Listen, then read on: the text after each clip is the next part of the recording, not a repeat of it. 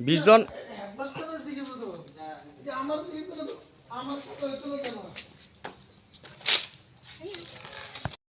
এই বাসতলী মানে মাদ্রাসা স্কুলের মানে মিড ডে মিলের দেখতে কিতে হয়েছে দিদি জলের?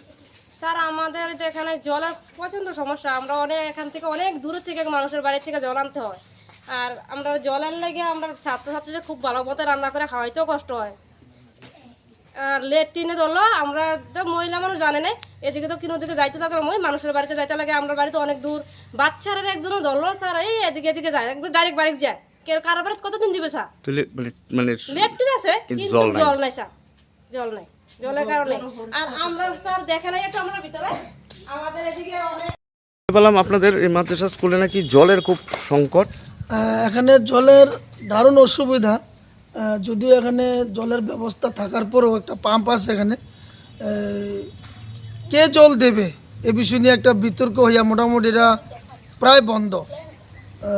আমাদের কুকম্যানরা বাড়িঘর থেকে জল এনে রান্না করতে হয়, মিড ডে মিলের রান্না। হ্যাঁ, মিড ডে মিলের রান্না বা টয়লেটের ব্যবস্থা, মানে টয়লেটের অবস্থা যখন ছাত্রদের হবে আমাদের হবে, আমরাও বিভিন্ন বাড়িঘরে যেতে হয়। টয়লেট নাই?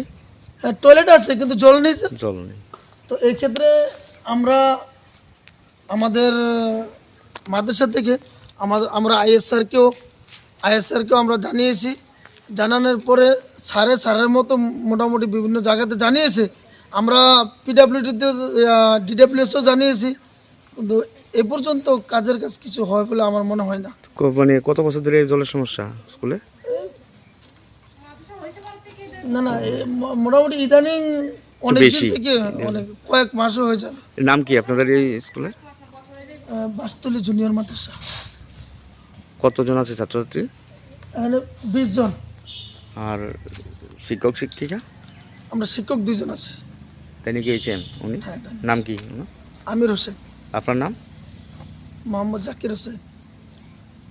এই জলের সমস্যার কারণে আপনারা মানে মিড ডে মিলের সমস্যা হচ্ছে না? জলের সমস্যা